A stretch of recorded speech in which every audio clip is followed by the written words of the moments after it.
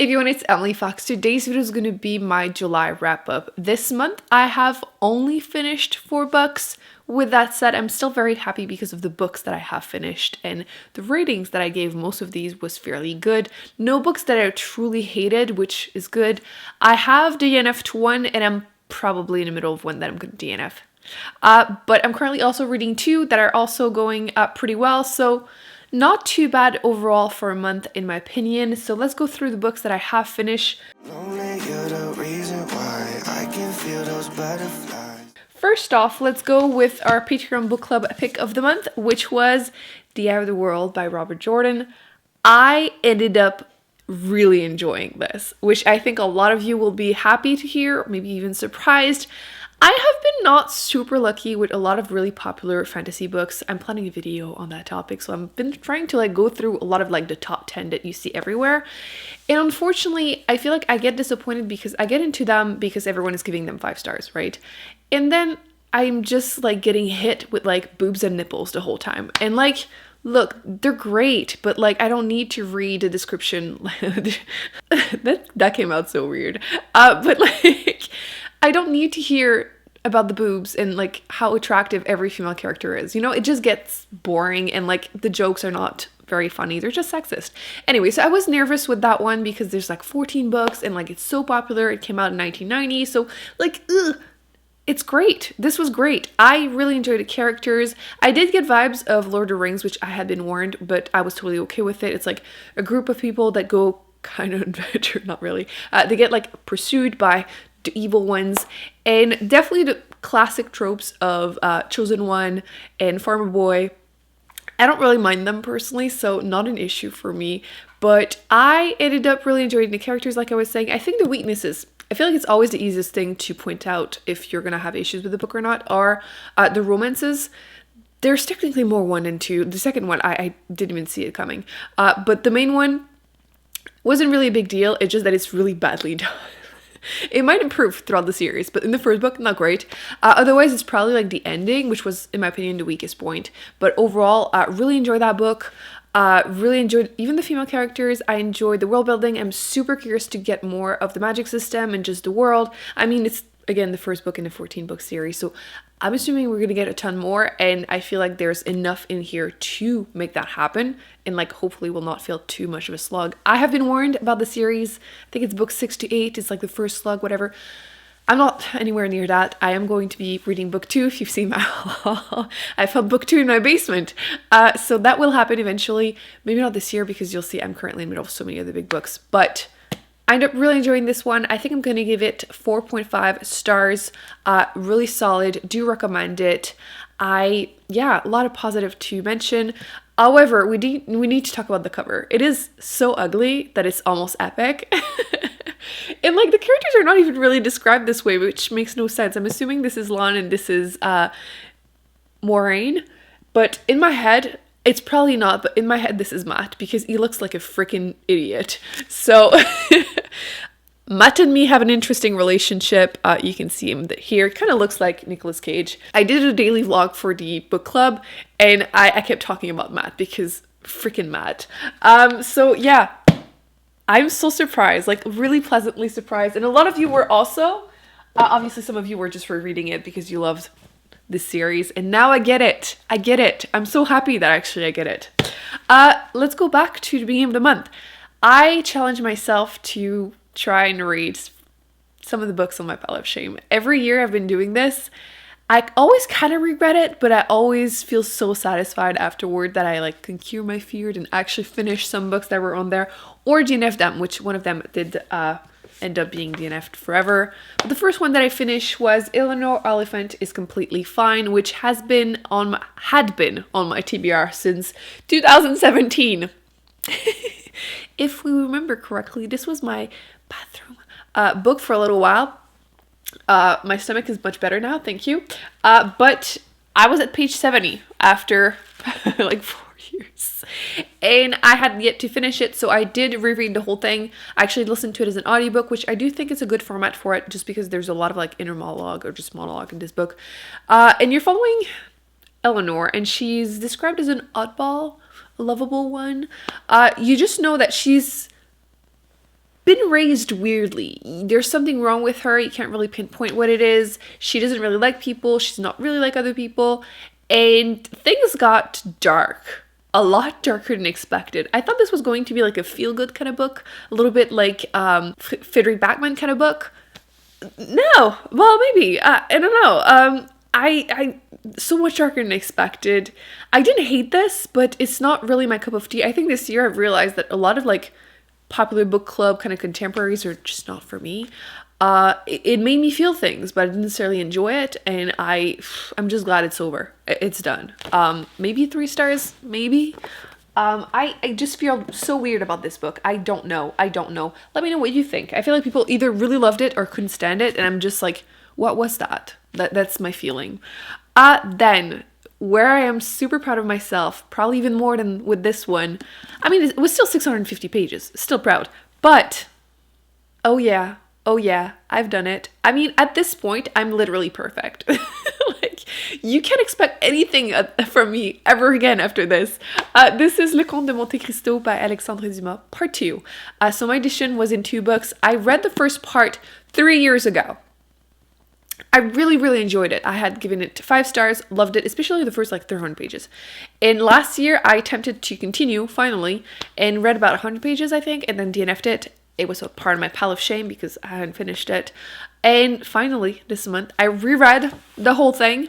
It's in French because it's my first language, so it wasn't really hard because of that. However, I realized that I had mentioned in the past, the French isn't too hard. I feel like in this one it was harder. Maybe I just realized more. Not that I was struggling, but I realized that it was like subjunctif imparfait or something. Like the verb tenses were French. They were very French. I think they're beautiful, but they are confusing as hell. And I feel like I lost my English this month because I read this in French. I enjoyed the epic revenge. That's definitely what you get in the second book, a ton of it. It's definitely a lot slower going than the first book. My issues are spoilers though, so I'm not going to mention them, but I'll link down below my vlog because I go in details. And I also watched a movie so I could compare them. They're really not the same, but the movie's still super satisfying, but just completely different story for like the second half.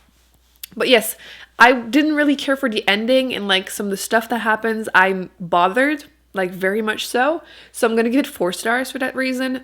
But I completely understand why this is so well loved and like such an epic revenge story, because it is.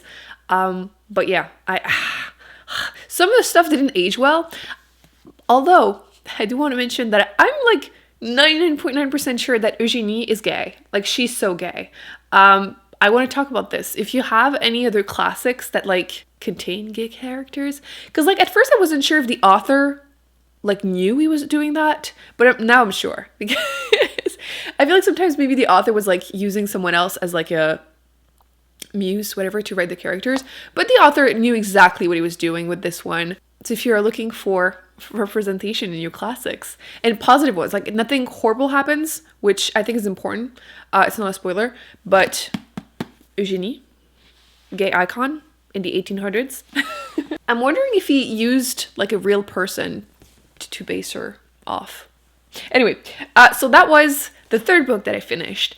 The 4th one was Malibu Rising, which I had been meaning to read more from this author because I have read 2 books by her. I read The Seventh Husband of Evelyn Hugo, which amazing, loved it. And then I listened to the audiobook of Daisy Jones and the Six, which was so. I feel like you needed more. Clearly the author loves doing these kind of historical fiction, family drama. That's what she does. And she does it super well in this one. I've just realized that I have read enough sad books for the year, I think. This is like, I've hit my quota. I've just done it. This was really heartbreaking, really hard to listen to. I did listen to it as an audiobook, which I do recommend. There's like back and forth between timelines between a family.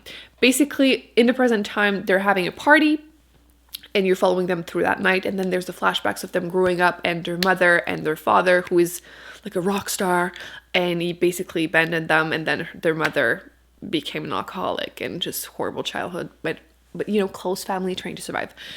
And my poor heart, like, I felt so bad for the characters the whole time, like even everyone in that house. And yeah, it worked. The author did a fantastic job for it.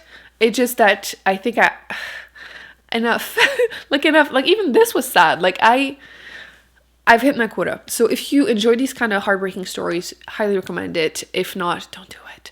It's just like summer. I've been in the mood for lighter stuff, which you'll see in August. I definitely have a TBR for that. At least 1 or 2 books that will be a little bit more joyful. But yes, good. I would give it maybe 4, maybe 3.75. Like nothing against the book. It just like my poor heart. I need a break. So let's talk about the books that I'm currently reading or listening to. One of them, like I mentioned, is probably going to be DNF, so let's pretend that never happened. I'll talk about it when I do officially DNF it. But I was hoping I would have time to finish it before today. So right now I'm filming this today on the 31st in the morning. I'm wearing a sweater because it's literally 15 degrees Celsius. What's up with that, Canada? But I'm currently listening to The Sundown Motel, which is my second book by the author, and I'm finding some similarities. Like she tends to write like hunted kind of stories with some flashbacks. And I'm not hating this one. I didn't hate the other one, but I feel like this one might be more enjoyable. I'm about 80% into it. That's why I was hoping I would have time to finish it. I didn't. You're following those 2 timelines. So basically present time, well, 2013, I think. This girl, her aunt, which is going to be the flashback, disappeared as she was working in this little town at the Sundown Motel, and then she goes to try and figure out what happened, and she also works there, and ghosts and like stuff happening. And so far things are good. I'm hoping the last 80% will get more intense because I feel like it sounds like it's already resolved, but hopefully not. I mean, 20% left, something must happen. And yeah, so far it's probably like it's over 3 stars for sure. So enjoyable, but we'll see. The final rating will have to wait in a month. That's why I wanted to include what I'm reading right now. And the other one, the one that I was hoping I would have time to finish this month, but it wasn't really realistic after these 2 big books. Like that was already a lot mentally. Like I feel like I went through both of these a lot slower than I expected, but again, it's just a mental weight of going through these. But I'm currently reading this, which I just wanted to mention because I already know this is going to be 5 stars. Like we all do. Like I went into it knowing I would. And a lot of people told me that the second one is the best book so far in the series, the 4 books. You can confirm or infirm in the comment section. And oh my god, I am enjoying this so much. So I'm not super mad. I'm not like flying through it. However, you can see I'm about 394 pages into it, and a lot just happened, and I'm freaking out. I don't know. I feel like when I read the first book, I felt like some point of views were more interesting to follow than other. This is changing. I'm caring about everyone now equally, which good. I'm shocked by a lot of stuff that's happening. I am really enjoying because in the second book you get more about the magic system, which obviously I always enjoy the most. I have no idea where the author's going with this. None. And I don't care. I'm just enjoying the ride. Yeah, it's Brenda Sanderson. Like, yeah, awesome. Who's your favorite character? Don't spoil anything, obviously. But like, I feel like in the first book, pretty much everyone loved Kaladin the most. And I still think he's a really solid character. But I'm enjoying seeing the point of view of the enemy, which, not a spoiler again, but it's interesting. So much, like political intrigue, magic, war, awesome. A little disappointed that I didn't have time to finish more books this month, especially this one. However, I think I can be very proud of myself for this one, and especially this one. Honestly, you have nothing on me anymore. Like seriously, I'm so happy this is done. The Pile of Shame is still shameful, but next year. I think once a year is a good amount. You know, there are definitely some on there that I need to work on, but I have a little break for a little while because I have to finish some big ones like this one. And August, I'm supposed to be done with this one because I'm supposed to be reading The Wise Man's Fear. Anyway, a lot on my plate for this month. I am excited. I feel like I've read maybe just 4 books, but some satisfying ones. Let me know in the comment section what books you read this month. Which one was the best one? Because obviously I want to know. If you want to discuss any of the ones that I have read, please feel free to do so in the comment section. Thumbs up, subscribe. I will be putting more videos on the screen that I recommend you check out, and I will see you in an upcoming video very soon. Bye. Now I've edited this video for you for today.